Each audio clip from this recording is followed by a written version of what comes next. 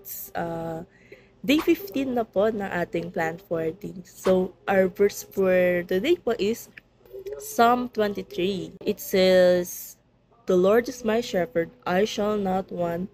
He makes me lie down in green pasture. He restores my soul. He leads me in the path of righteousness for his name's sake. And yes, through I walk to the valley of the shadow of death, I will fear no evil, for you are with me. The rod and the staff, they comfort me. You prepare a table before me in the presence of my enemies. You anoint my head with oil. My cup runneth over, and surely goodness and mercy shall follow me through all the days of my life. I shall dwell in the house of the Lord forever." This Psalm 23 po is my personal verse since grade 6 po, 2010. Itong verse ay pinakilala ng advisor ko na nagtuturo ng math and religion. And since then, hindi na siya nawala sa isip ko, kaya nag-life verse ko na siya noon. Parang nahook na ako sa meaning niya actually. This verse saying naman po, ginawa siya ni King David. He composed Psalm 23 for God's favor of him. This verse expressed his trust, provision, and care, liking him to a shepherd who's watch over and provides for his flock. King David was favored by the Lord for his trust, love, and forgiveness, and worship God. Sa mga katangian na ito, ay binasbasan siya ni Samuel upang maging hari pagkamatay ni Saul, maging hari ng mga Jews. Unang verse naman po ng kanta, kasi maano mo siya mako-connect mo siya sa verse na kanta na trust in God, na ang sabi dito ay, "He's been my fourth man in the fire, time after time, born of His Spirit and washed in His blood. And what He did for me on Calvary is more than enough."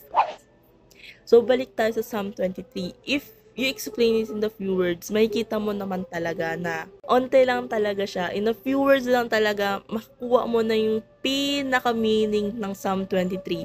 At ito is, I trust God with all of my life and soul. Diba? Na kaya isakripisyo ni Lord, ni God, ang nag-iisang anak niya na pinadala pa. So, naparusahan, naranasan niya maging tao. Siyempre, yung maging kabayaran na lang natin or maging way na lang natin of saying thank you is to worship Him, to love Him, and to make Him proud. Parang hindi na natin kailangan ng mga mag-uudyok. Kailangan natin is yung mga taong kayang ipaglaban siya. So, nagawa niya na sa atin yun, na ipaglaban na niya tayo. Na ipanalo niya na lahat, na ipanalo niya na tayo sa mga kasalanan. Alam niya na kung ano mangyayari sa hinaharap. For He is the author of our story. He leads us only in the life full of happiness and blessings. Yun lang po if we follow Him, if we worship Him. Magkakaroon tayo ng mga trials, yes, pero hindi tayo bibigyan ng mga trials na hindi natin kaya. Tiwala si God na kaya natin yun. Kasi bawat trials naman na darating sa atin, hindi naman mawawala syempre doon na mahihirapan tayo. Magkakaroon tayo ng problema. Didibdibin natin. Tao tayo, mararamdaman natin yun. Didibdibin din talaga natin yun kasi hindi naman tayo perfect. So, we always ask God na tulungan tayo sa ating mga problema. Pero, minsan ba nagdasal lang tayo na naalala lang natin siya? Ako, aminado ako na hindi ko nagagawa yun. Nagagawa ko lang yun if talagang lunod na ako nun sa problema. Aminado ako doon na hindi ako lagi nakakapagdasal. Pero, as of starting being a Christian po, na I'm doing my best na iuna po siya. Na siya yung maging number 1 sa buhay ko. Okay po, let's pray. Let's all bow our heads and feel the presence of the Holy Spirit. Yes, Lord God, thank you po for the blessings that you have given us and for your favors. For all of your mercy that you have given us, Lord God, thank you po. Lord God, for leading me in the right path po. I know po na hindi naging madali yung mga pinagdaanan po natin. Po na mapunta ako or mapunta kami sa tamang daan. Lord God, I pray po for forgiveness sa lahat ng mga nagawa kong kasalanan, nawa ito ay mapatawad ninyo. And Lord God, I ask for forgiveness po for everyone po na been using your name in vain po, and the people that hindi po sumusunod sa inyo, Lord God. Hindi pa po nila alam na kailangan ka po nila sa kanilang buhay, Lord God. Kasi as for me po kasi, Lord God, it takes me 4 years po bago nang walang ginagawa, bago ko malaman na kailangan ko sa buhay ko. And Lord God, I pray po, I pray for wisdom po sa mga pastor po namin na kay Daddy Pas, kay Mami Pas, and kay Tatay Earl po, para po may paliwanag po nila or ma-deliver po nila na ayon sa amin po, aming understanding po, na may intindihan namin ng iyong mga salita at ang mga turo po nila. Lord God, I pray po for their health po, Lord God, na nawa po na hindi sila dapuan ng kahit anong sakit, upang hindi po magkaroon ng hadlang ang mga aral na kanilang ibabahagi. Lord God, na alam ko naman na galing iyon sa inyo. Lord God, I pray po para po sa home office. Lord, sa home office po, naway po lagi ninyo kaming gabayan sa aming pagtatrabaho. Lord God, samahan niyo po kami sa bawat araw na aming pagtatrabaho po doon, Lord God. Pero alam ko po na kayo po yung nagbigay sa amin ng work doon, Lord God. Lord God, bantayan niyo po kami dahil kami po ay graveyard din po doon, Lord God. Bantayan niyo po yung mga health po namin doon, Lord God.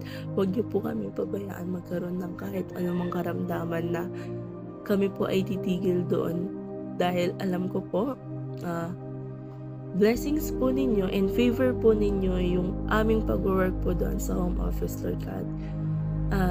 Lord God, nawa po kayo po ang magbigay sa amin ng mga mababait at hindi po makukulit na clients, Lord God. For I know po, Lord God, with your guidance po and grace po, magkakaroon po kami ng mga premium na clients po, Lord God. And Lord God, I pray po for healing po kay Mama para po and kay Papa po, Lord God. Sa mga panahon po na ito po kasi ay meron silang mga nararamdaman po na sakit. Nawa po ang sakit na sa kanilang sa kanilang nararamdaman ay maglaho ayon po sa inyong banal na pangalan. For I know po, Lord God, na ikaw po ang Diyos na mapagbigay, mapagpagaling, at ang Diyos ng mga creation po, Lord God. And Lord God po, I pray po na all of us po to be in your favor and your blessings. Lord God, gabayan niyo po kami sa lahat ng mga gagawin namin, Lord. Kayo po ang magbigay sa amin ng mga instruction, Lord God. Kung mas okay po, Lord God, na idirekta niyo na po sa amin, Lord God. Huwag niyo na po kayong gumamit ng kahit sino man, Lord God. Lord God, kasi alam ko naman po, marirealize po namin lahat ng mga gusto niyo sabihin sa amin. And Lord God, hindi kulang po yung mga oras na mga naibibigay namin, Lord God. Alam ko po yan, aminado po ako doon, Lord God, na hindi ko po kayo madalas nabibigyan ng oras, Lord God. And I know po, I feel guilty for everything po, Lord God. Lord God, please po, and I pray po for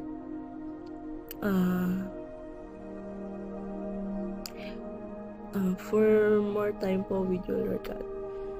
And I know po, mapagbibigyan niyo po yan, Lord God. For myself po, Lord God, I pray po na nawa po na sa mga negative thoughts po, Lord God, na sana po, I pray for them po, Lord God, na hindi na po sila mag-stay sa akin. Lord God, ayoko na po na magkaroon ako ng negative thoughts, Lord God. Tanggalin niyo po sila sa sistema ko, tanggalin niyo po sila sa isip ko. Hindi po siya healthy, Lord God. Ayoko pong magkaroon ng anxiety regarding those negative thoughts po. Ayoko na pong bumalik ako sa dati ko na nung time na hindi ko pa po kayo kasama, Lord God. Please po guide me and please po be with me po. And Lord God, please po, lagi niyo po kaming bantayan. And I pray po in your holy name po, Lord Jesus Christ. Amen.